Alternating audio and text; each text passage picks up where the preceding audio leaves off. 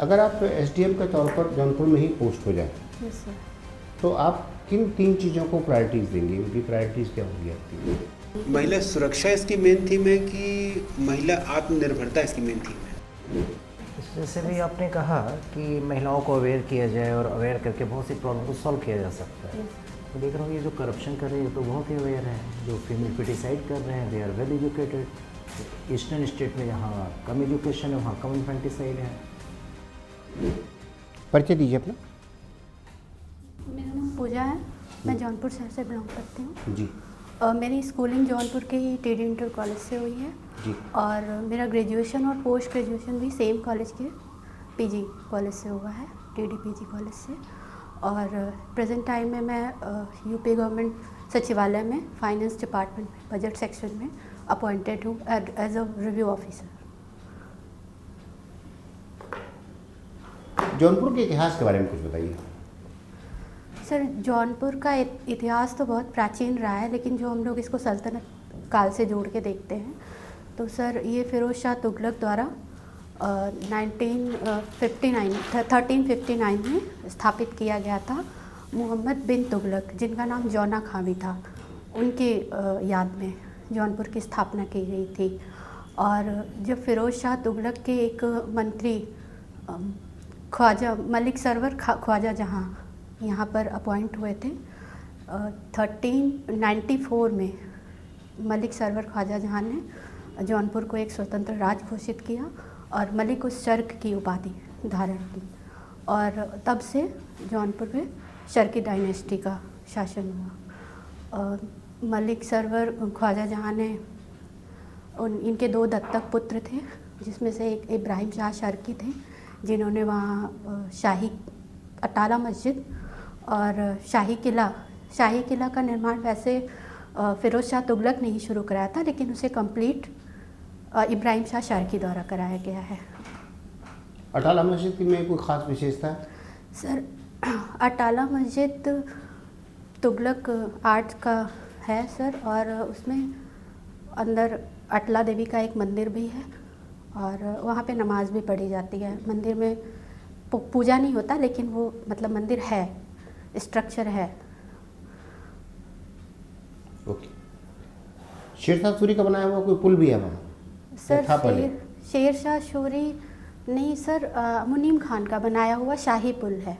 अच्छा, अभी भी विद्यमान है वो पुल? सही स्थिति में है। वन डिस्ट्रिक्ट वन प्रोडक्ट के अनुसार जौनपुर जिले का क्या प्रोडक्ट है? सर वूलन कालीन। ओके, तो उसको प्रमोट करने के लिए क्या किया गया? Sir one district one product के तहत जो एक वो खुद ही प्रमोट करने के लिए ही एक योजना चलाई गई है वूलन कालीन। और वूलन कालीन को सर निर्यात करने के लिए पॉलिसी लाई गई सर। एग्जैक्टली उसके बारे में मुझे पूरी जानकारी नहीं है। अगर आप एसडीएम के तौर पर जौनपुर में ही पोस्ट हो जाए यस सर, तो आप किन 3 चीज़ों को प्रायोरिटीज़ देंगे? उनकी प्रायोरिटीज़ क्या होंगी आपकी? सर जौनपुर में एज अ एसडीएम मेरी सबसे पहली प्रायोरिटी रहेगी वहाँ का एजुकेशन, और सेकंड महिला सुरक्षा और वुमेन एम्पावरमेंट। सर बहुत मतलब वहाँ पे मुझे ऐसा लगता है कि यहाँ पर बहुत कमी है इसकी, वुमेन एम्पावरमेंट की। और हेल्थ सर रहेगा प्रायोरिटी में मेरे। तो सर सबसे पहली चीज़ मेरे जो बच्चों के एजुकेशन पे ये होगी कि सर वहाँ पे मैंने देखा है कि वहाँ पे थोड़ा सा एजुकेशन के मामले में अभी लोग इतना अवेयर नहीं है। वैसे तो जौनपुर शिराज़े हिंद कहा जाता है, लेकिन फिर भी जौनपुर थोड़ा सा एजुकेशन के मामले में अवेयर नहीं है। और महिला सुरक्षा की आपने बात की, कौन कौन से फैक्टर्स हैं जो महिलाओं के अंदर एक असुरक्षा की भावना पैदा करते हैं? सर सबसे बड़ी समस्या तो अवेयरनेस की ही है। अगर महिलाओं को पता हो कि हमारे क्या राइट्स हैं, हमारे लिए गवर्नमेंट की कौन सी योजनाएं हैं, हम किन किन चीज़ों का उपयोग करके खुद को सुरक्षित रख सकते हैं, तो सर महिला सुरक्षा इतनी बड़ी प्रॉब्लम नहीं है। लेकिन सर वहाँ अवेयरनेस की बहुत ज़्यादा कमी है। तो ये सबसे ज़्यादा अवेयरनेस बढ़ाने के लिए आप क्या करेंगे? सर अवेयरनेस बढ़ाने के लिए बेसिक सबसे ग्रामीण स्तर पर, क्योंकि ग्रामीण क्षेत्र की महिलाएं वहाँ पे बहुत कम हर चीज़ को लेकर बहुत कम अवेयर हैं। लाइक एजुकेशन, हेल्थ एंड अपने लिए जो भी उनकी योजनाएं होती हैं उन्हें कुछ भी पता नहीं होता। मैंने खुद भी इसको देखा हुआ है। तो सर सबसे पहले मुझे ऐसा लगता है कि ग्रामीण क्षेत्र में एक नियमित अंतराल पर कुछ महिला चौपाल जैसी व्यवस्था करनी चाहिए, जिसमें या तो उस क्षेत्र के जनप्रतिनिधि हो, महिला जनप्रतिनिधि हो तो और अच्छी बात होगी, या एसडीएम, ब्लॉक बीडीओ, ये लोग को जाकर वहाँ पर पहल करनी चाहिए। उनको उनके लिए जो भी योजनाएं चलाई जा रही हैं उसका लाभ वो कैसे ले सकते हैं, इसके लिए उनको अवेयर किया जाना चाहिए। और सर ये बहुत ज़रूरी है सर, सबसे ज़्यादा सारी प्रॉब्लम की जड़ अवेयरनेस में ही है। अगर वो अवेयर नहीं होगी तो उन्हें नहीं पता होगा कि हम क्या। महिला चौपाल के अलावा और कुछ चीज़ें आप सजेस्ट कर सकती हैं अवेयरनेस बढ़ाने के लिए? सर सॉरी सर, महिला चौपाल के अलावा कुछ और भी हाँ चीज़ें आप सर, सजेस्ट कर सकती हैं? जैसे जो गांव में प्राथमिक विद्यालय है वहाँ पर जैसे पीटीएम जैसी कोई चीज़ हमेशा ऑर्गेनाइज की जाए, जिसमें महिलाओं को बुलाया जाए, तो वहाँ के टीचर्स भी महिलाओं को अवेयर कर सकते हैं। बच्चों के स्तर से अवेयरनेस बढ़ाई जा सकती है। आंगनबाड़ी जो केंद्र है वहाँ पर महिलाओं का टीकाकरण, उनको हेल्थ से रिलेटेड जो भी सुझाव दिए जाते हैं, उसके साथ साथ वहाँ पर जो महिलाओं का और योजनाएं हैं महिलाओं से संबंधित, वो भी उनको वहीं पर बताना चाहिए, क्योंकि वो सब एक ऐसा प्लेस है जहाँ पर महिलाओं की गैदरिंग ज़्यादा होती है और वहाँ पर वो ईज़िली जा सकती हैं।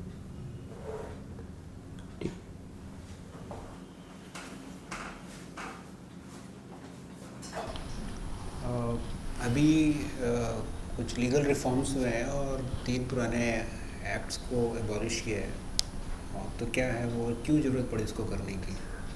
सर जो 3 पुराने एक्ट्स थे, आईपीसी, सीआरपीसी और एविडेंस एक्ट, ये मतलब इसमें जो पुरानी व्यवस्थाएं थी वो ब्रिटिश काल की थी। तो एक दो उदाहरण आप दे सकती हैं कि इसलिए आवश्यकता पड़ी कि इनको हटा दिया जाए? सर जैसे चेंजेस, अपराध की प्रकृति बदल रही है, तो सर किस हमें प्रकार से प्रकृति बदल रही है?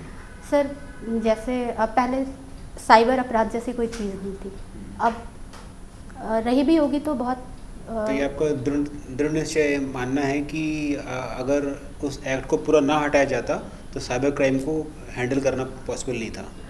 नहीं सर, मुझे ऐसा लगता है कि थोड़ी चेंजेस तो होनी चाहिए। और सर ये जो पुराने एक्ट्स हैं वो एक तरह से ब्रिटिश शासन को ही मतलब वो दिखाते हैं, तो हमारे शासन व्यवस्था के अकॉर्डिंग उसे नए तरीके से बनाना सर मेरे जरूर। को आप एक मजबूत उदाहरण दीजिए कि सर इसलिए इसमें ये जो नया बदलाव किया गया है उसमें ये एक चीज़ ऐसी की गई है जो पहले बिल्कुल नहीं थी और ये बहुत ही मतलब अच्छा काम किया गया सर है। महिलाओं और बच्चों के प्रति जो अपराध, उसके लिए जो अभी नए एक्ट में व्यवस्था की गई है, उसमें जो सर एग्जैक्टली मुझे याद नहीं आ रहा है। अब भारतीय कानून व्यवस्था के अंदर टेररिज्म को पहले कभी डिफाइन किया गया नहीं था? सर, वो उसको अब डिफाइन किया गया है। अच्छा, तो क्या डेफिनेशन है टेररिज्म की? सॉरी सर, पढ़ ओके। अच्छा, एक उत्तर प्रदेश सरकार की एक बहुत महत्वाकांक्षी परियोजना है महिलाओं से संबंधित, मिशन शक्ति। हाँ सर। क्या है ये परियोजना? सर इसमें महिला सुरक्षा, इसका मेन थीम जो है महिला सुरक्षा, महिला स्वावलंबन, तो अच्छा। इसमें सर महिलाओं को सुरक्षा देने की। महिला सुरक्षा इसकी मेन थीम है कि महिला आत्मनिर्भरता इसकी मेन थीम है? नहीं सर, मेन थीम तो जो एक ध्यान लोगों दीजिएगा के इस बात पे। उसमें हाँ? हम पढ़े हैं इसको, महिला सुरक्षा, महिला स्वावलंबन, मिशन शक्ति की स्वावलंबन या स्वाभिमान? स्वावलंबन। स्वावलंबन है। यस। तो क्या है इस योजना सर के अंतर्गत? इसमें महिला सुरक्षा को विशेष ध्यान दिया गया है। इसमें 300 PRV का गठन किया गया है, पुलिस रिस्पांस व्हीकल का। इसको ध्यान में रखते हुए 3 PAC महिला बटालियन भी बनाए गए हैं और पंचायत केंद्रों पर महिला शक्ति केंद्र की स्थापना और पुलिस स्टेशनों पर पिंक टॉयलेट की व्यवस्था, मतलब सर ये वुमेन की सुरक्षा को देखते हुए महिलाओं के आर्थिक उत्थान के लिए, इकोनॉमिक डेवलपमेंट के लिए स्वयं सहायता समूह की भी एक योजना है। हाँ सर। आप इसके बारे में जानकारी रखती हैं? सर बहुत ज़्यादा तो जानकारी नहीं है, लेकिन सेल्फ हेल्प ग्रुप जो है एक कुछ लोगों का एक समूह होता है जिनके द्वारा महिलाओं को कितने समूह होने चाहिए? 5, 10, 15, 20 कितने सर लोग? कोई इसमें अंदाजा 10 से है? 20 अच्छा। 10 से 20 लोगों का समूह होता है क्या जिसमें करते हैं ये लोग?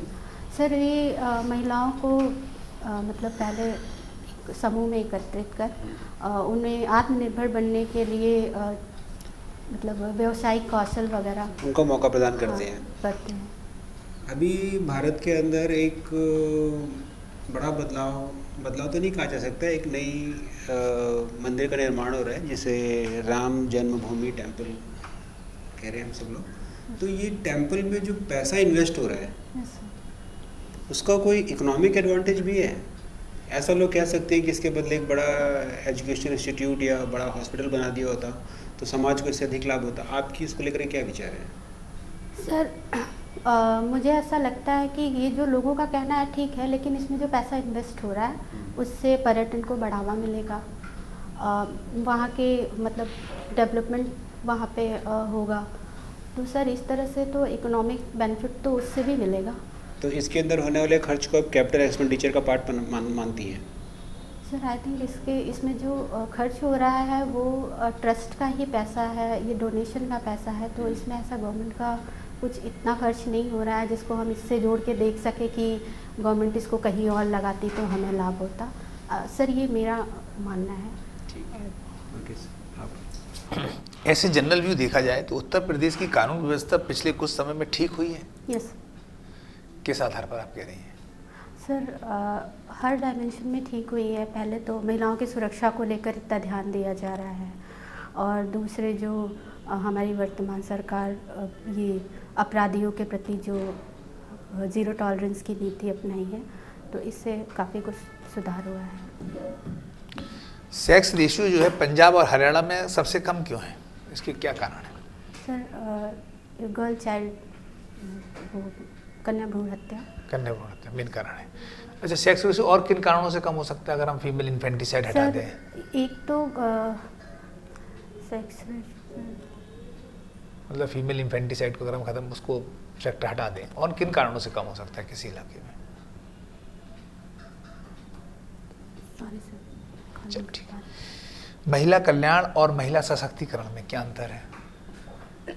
महिला कल्याण जब हम वुमेंस के लिए कल्याणकारी योजनाएं चलाते हैं, और इसे महिला कल्याण मतलब क्या कोई सकते तो बात हो गई। हैं। लेकिन सर सशक्तिकरण का मतलब सिर्फ योजनाएं चलाना नहीं है, उन्हें योजनाओं के बारे में जानकारी और योजनाओं का लाभ उठाना है।